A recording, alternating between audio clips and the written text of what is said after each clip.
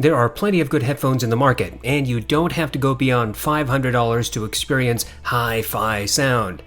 Paying more never consistently gets you more.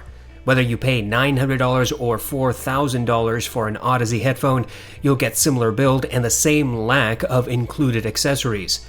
The same can be said for Beyerdynamic, Sennheiser, Audio-Technica, and other brands. So, what about a brand that is not as well known, not quite as popular in the West? Apos Audio last year released their own house-designed headphones called the Caspian. These were the result of a collaboration between Apos and Kennerton Audio. Before we delve into the Caspian, I figured we should give a few other Kennerton headphones a spin. I happen to own the first generation Vali and the Magni. Today, let's take a look at the Vali. The latest version of this headphone sells for between $900 and $1,100, depending on the wood and color.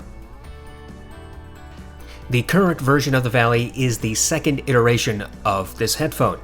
The unit I have is the first generation, but the marketing clearly says that the sound between the first and second generations is exactly the same.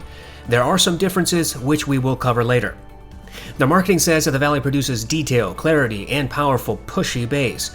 They claim this headphone has a quote, lively, natural sound that finally strikes the balance of neither being too dark and congested nor overly bright and sharp. Kennerton says that the sound signature is quote, wide and open yet clear and powerful, befitting the best qualities from a dynamic headphone. Kennerton says that the diaphragm is composite paper cone and shielded in multi-layered laminated film. The overall design of the driver should, in theory, limit distortion. The Vali is handmade in Russia. Let's get the differences between the first gen and second gen Vali out of the way. The current Vali has a totally redesigned headband structure. The first generation has a locking mechanism that has to be redone to make adjustments. This is, as you can imagine, cumbersome and unnecessarily complicated. The new system is a self-adjusting suspended headband. The new version has headband padding while the older version simply doesn't. The stock ear pads appear to be similar. Both the first and second generation Valis have similar use of materials. Both use real wood ear cups, leather, and metal. Both use a mini XLR cable. The Vali is a fairly heavy headphone, at least the generation I have. The first version is 570 grams, which is in a large planar magnetic headphone territory. The newer version is 100 grams lighter. The ear cups will tilt vertically but have no horizontal movement. This is a feature consistent between the first and second gen Valis. We can briefly compare the Magni against the Vali first gen. The second gen Vali has the same headband structure and padding as the Magni, so looking at the Magni's construction is of some benefit. Comparing the Magni to the first gen Vali shows that Kennerton did in fact improve upon the older version of the Vali. The headband structure is dramatically different. However, the lack of horizontal ear cup movement is still a potential issue. The Vali comes with a protective case and thick, rugged cable. The case design has changed from the first gen to second gen. The cable construction has changed as well. The older Vali comes with a heavily braided Kevlar sheath cable. This is incredibly stiff, prone to tangling, and causes a lot of microphonics. The newer cable, from what I can tell, should not perform as poorly. And you guessed it, the Vali does not come with spare ear pads. There's nothing unique about the way the ear pads fit, but when you're spending around $1,000 for a headphone, an extra set should be included. As for comfort, well, this is going to be a pretty big issue for some people. The Vali is not a particularly easy headphone to wear. It is, as I said before, heavy. Its lack of horizontal ear cuff movement will make perfect placement hard to achieve. The clamping force, though not skull-crushing, is still on the tighter side. Perhaps most, if not all of this stuff, is different with the second-gen Vali. The ear pads on my Vali are soft. They are not memory foam, but do mitigate some of the clamp generated by the headband. The older generation Vali tends to cause a hot spot on the top of my head. The lack of padding and the generous, girthy weight do not help. The new version's padded headband should perform better, I think. I can generally wear my Vali for about 2 hours before needing a break, and that's stretching it. Overall, the Vali, both first and second gen, use solid construction. These are heavy, robust headphones. The accessories are agreeable, but frankly, lacking, much as with many other headphones in this price range and higher. The comfort is hit and miss and will depend entirely on whether you can get accustomed to the weight and clamping force. The newer version of the Vali is lighter and might be more suitable for most people. To test the Vali, I used it with my RME 80i2 DAC, Burson 3XR, and Cambridge Audio CXN V2 with the Gustard H16. I used the stock accessories. I listened to my test playlist on Amazon Music HD. Last year, I contacted Kennerton and asked them about the differences between the first and second generation Vali. They assured me that they tried to keep the sound signatures identical between the two versions. They told me that the sound of the Vali is not changed as much as you can keep it by changing the design of the ear cups. Kennerton says that the Vali has pushy and powerful bass. My tests indicate that the Vali has a marginal sub-bass roll-off and a mildly emphasized mid-bass. In Mountains by Hans Zimmer, there's a sub-bass rumble from the beginning. This builds into a crescendo. The Vali did present the rumbling, but this sound was a little muted, less obvious than on the more neutral audeze 4X. Compared to the Avantone Planar, the Vali's rendition of the rumble was louder and more noticeable. Transience was similar between the Vali and the S4X. When the crescendo hit, the organ cut through the other instruments. The rolling thunder effect was audible, louder than what I heard on the Planar, but not quite as loud as with the S4X. When the vocals chimed in, they rose from the back until they were shoulder to shoulder with the instruments. In Conquer by Overwork, there's a rolling marble sound at the beginning. This is supposed to pan from right to left to center. The Vali did present this detail. There are multiple drums in this track, and the Vali rendered all of them clearly. There was some melding from one drum strike to the next, similar to what I heard on the audeze 4X. The drum strikes were as hard on the S4X, but I think the Vali probably had a bit more emphasis. I listened to several hip-hop songs including Pure Water, Nubatek, Reel It In, and Uproar. On each occasion, the Vali did present the sub-bass, but it sounded a little underemphasized compared to the audeze 4X.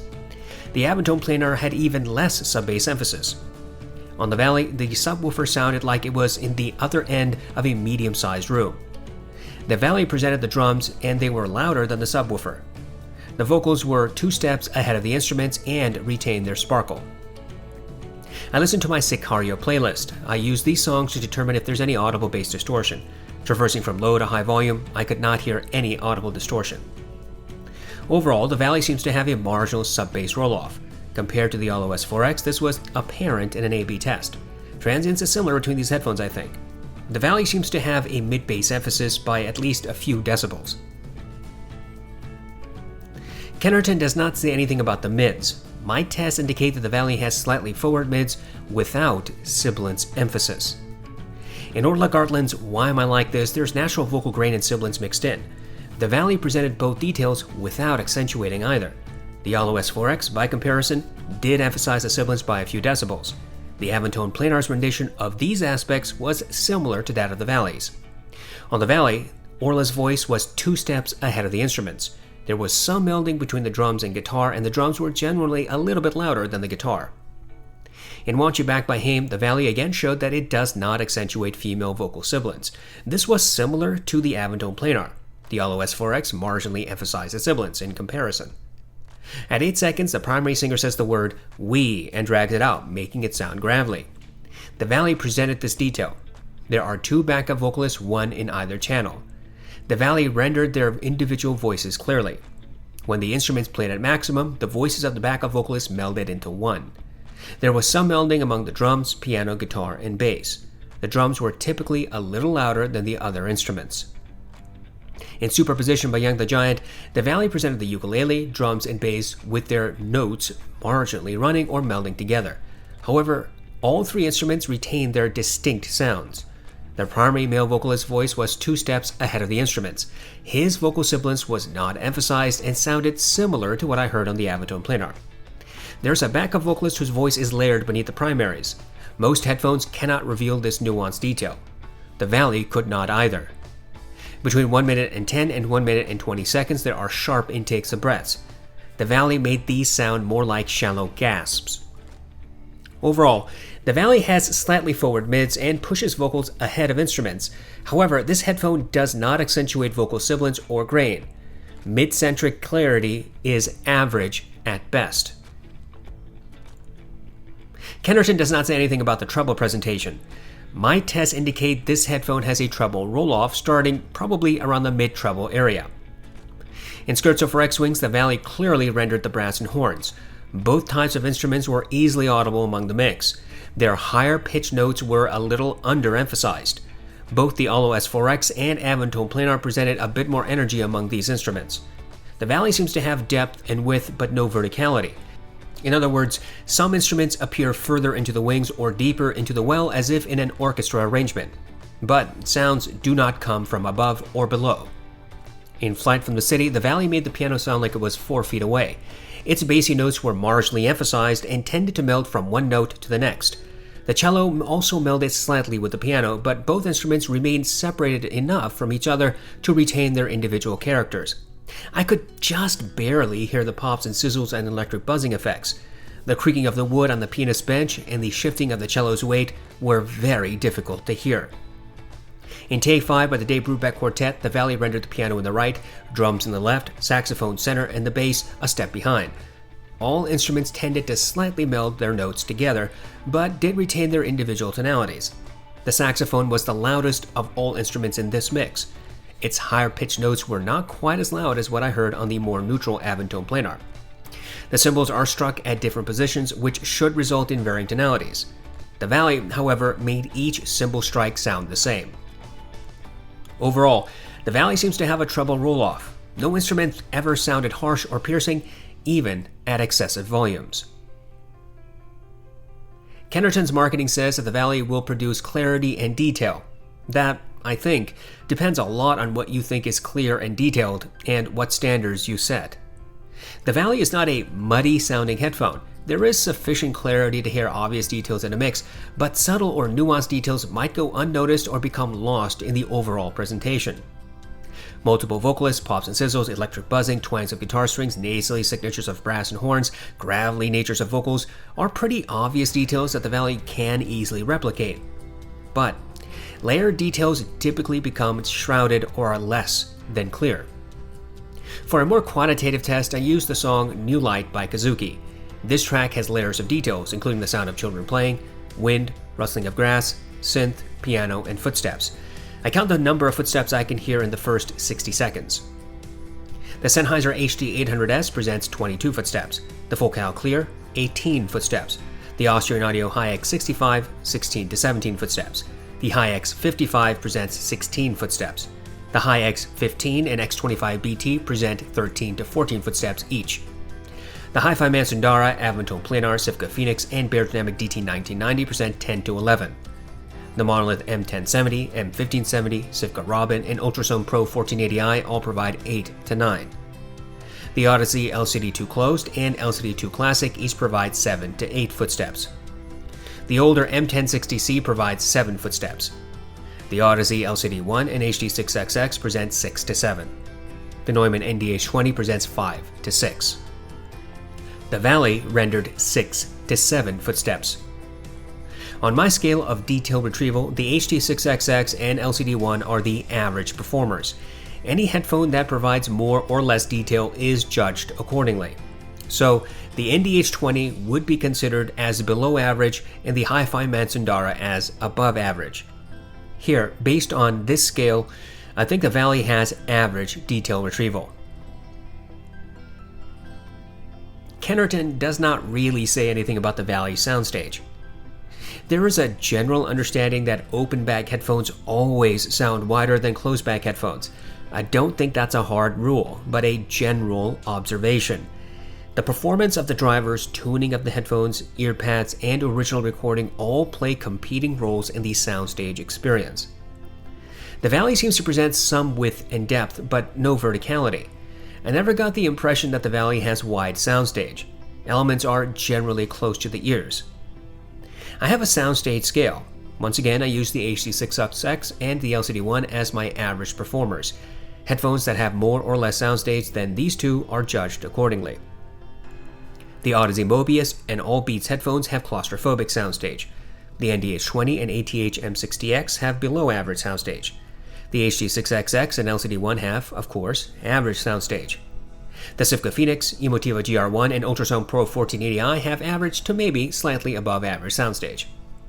The Hi-Fi Man Sundara, Avantone Planar, Austrian Audio Hi X55 and X65, and LCD2 Classic have above average soundstage.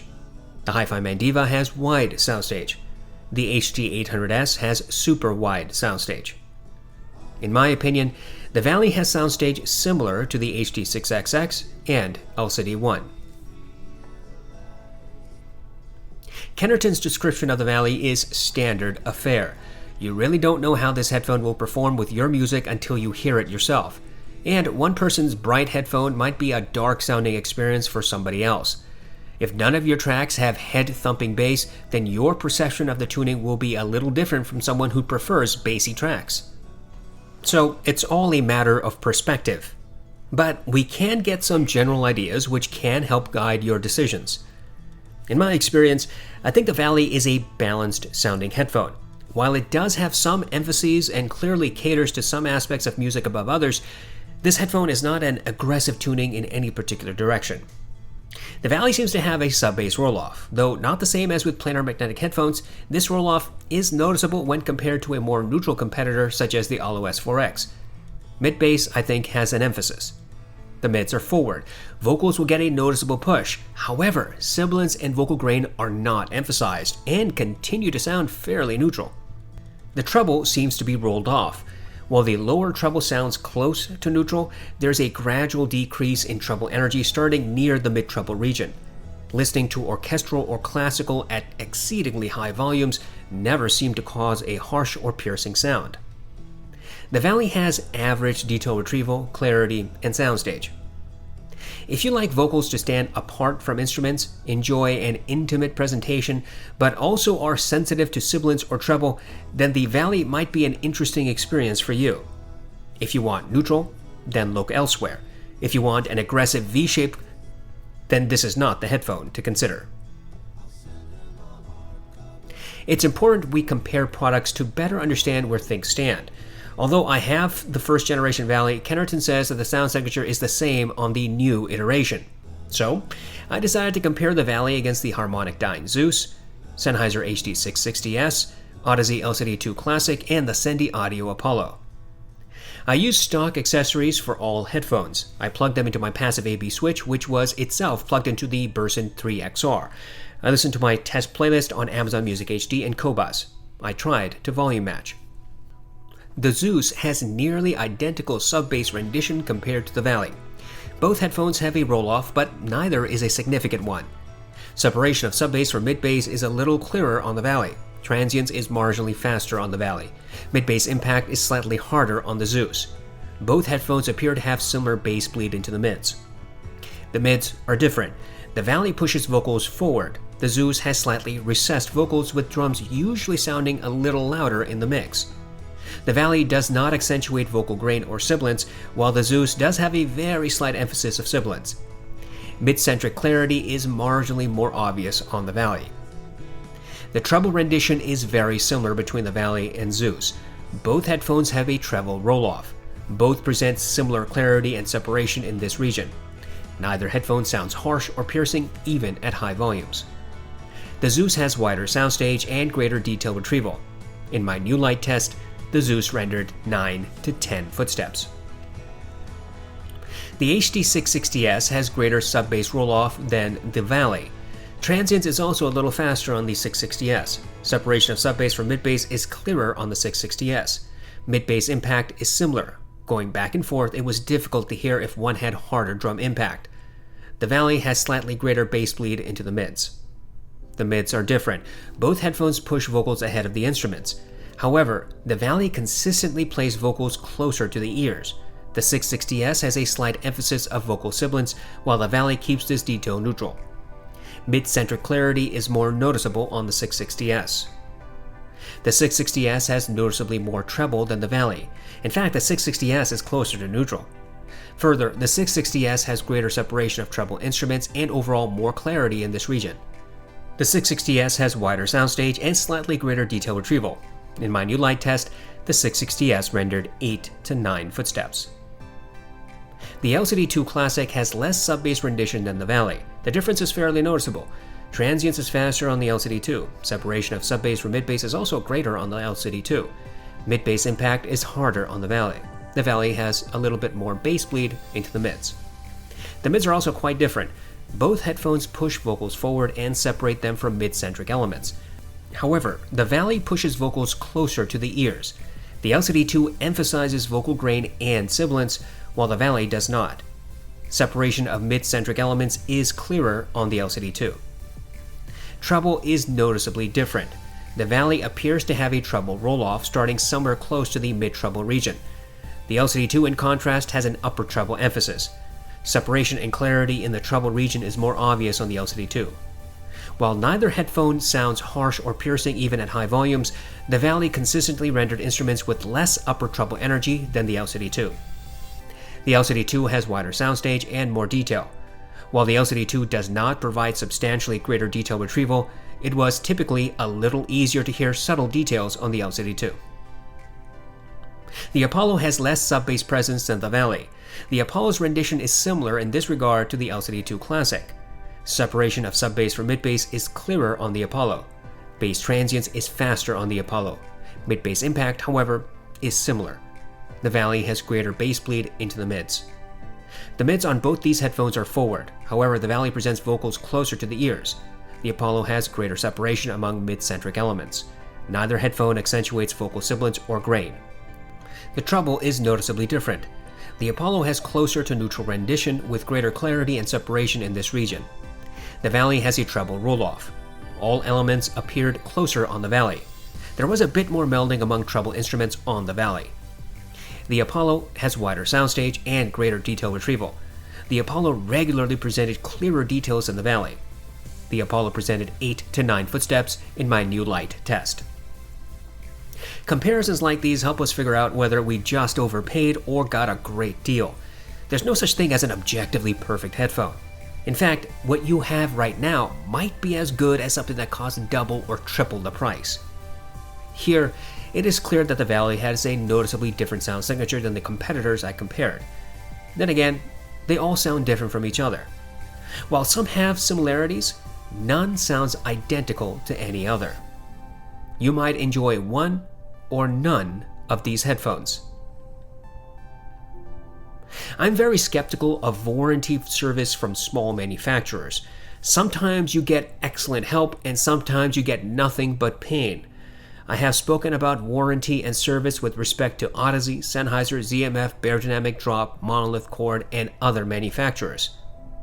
Kennerton's warranty policy is above average. They say that they have a 3-year warranty and a separate 1-year warranty on products you purchase new directly from them or from one of their authorized distributors. The 3-year warranty applies to the drivers. If during that period your drivers fail, and that failure is not caused by misuse, then Kennerton says they will cover it. The 1-year warranty applies to any defects in workmanship and manufacturing, as long as, once again, you did not cause the issue and it is not part of normal wear and tear. What's normal wear? Well, ear pads wear due to time and use or scratches on the body of the headphones caused by placing the headphones on a desk or other surface. I think that sort of stuff would not be covered under the 1-year warranty, and frankly, that kind of does make sense. Moreover, Kennerton says that they have a 6-month warranty to the stock cables included with the headphones. If you ask for warranty service, you will need to pay for shipping to Kennerton. If during the warranty service Kennerton finds that the headphones are defective or otherwise the warranty does apply, they say they will fix the fault, replace the parts, or give you a comparable headphone if the one you're warrantying is no longer available. Kennerton also promises to give you a full refund for your purchase. You still have to pay for return shipping. You have to submit a return and refund request within 14 days of receiving the headphone. Once returned, you'll get your money back except for the original shipping costs. Of course, if you purchase Kennerton headphones from an authorized dealer, that dealer will have their own return guarantees, and those guarantees might be a little bit more lenient. Overall, as far as I can tell, Kennerton's warranty policy is agreeable. Unfortunately, you don't get the lifetime driver support that you would through audeze. But on the other hand, you do get specific information about what is covered, which is something that is completely missing from Monolith's amorphous warranty policy. Kennerton does not get much attention. You will find a few hifi reviews, a handful of YouTube videos, and some gossip. But it's patently obvious that this company's products, at least in the West, does not get the type of review process that audeze, Sennheiser, and Birdynamic do. There are a few positives about Kennerton, at least from what I can tell. First, as I've already pointed out, the original Vali has some build issues. The headband system is a real pain and is unnecessarily complicated. The lack of headband padding causes hot spots. The weight and rigidity in the horizontal plane of the ear cups makes fitting somewhat challenging. The new version of the Vali addresses the headband design and the weight. Unfortunately, the ear cups still do not swivel horizontally. It seems that Kennerton is happy with the Vali sound, and they apparently have tried to keep that consistent between the first generation and the second generation. So at least they're trying not to force people into buying a new pair for sonic reasons. Kennerton's warranty and return policy seems agreeable. It's not the best in the market, but it is also very, very far from the worst. Plus, the fact that Kennerton has authorized dealers means you have an extra layer of protection, assuming, of course, you have a dealer in your region. The Vali sound signature is, I think, unique. This headphone has a sub-bass roll-off, though marginal. It has a mid-bass emphasis. The mids are forward, vocals are close and intimate, yet not sibilant. And there's a treble roll-off. The Vali has average soundstage and average detail retrieval. In my opinion, the Vali presents a fairly relaxing sound signature. Some will think it is boring, others will say it is too dark. Still, more will be just unhappy with the bulk of this headphone. All of this brings us to value. Look, the Vali is around $1,000. For that price, a company really has to do something unique. This is luxury product price territory. Value really has little to do with the headphone that costs upwards of $1,000, as I've said many times before. I think that holds true for the Vali as well. I do not think it is value. I can't find any objective reason to say you're getting something at this price that you're not getting elsewhere. Sure, this headphone is hand-built in Russia. Yes, it can be said to have a non-fatiguing sound. Yeah, it's a robust construction. But when looking at technicalities, this headphone does not outperform those which are far cheaper. And by technicalities, I mean soundstage, clarity, detail, separation, and instrument placement. In these respects, the Vali performs similarly to the HD6XX. If you're more interested in the overall experience, how the headphone performs with your music and how it makes you feel, then that's an entirely subjective analysis. That's something I cannot comment on. But while you could subjectively justify paying $1,000 for the Vali, I don't think I can. If you're looking for a unique headphone with a smooth sound signature, you have far cheaper options. Try the HD6XX, Harmonic Dyne Zeus, or the Avondome Planar, just to name a few. If you want something with greater clarity and detail, check out the HD660S, Sendy Audio Apollo, or the MSR7B, among many others. Don't get me wrong, the Vali is a good headphone. I simply question its price to performance.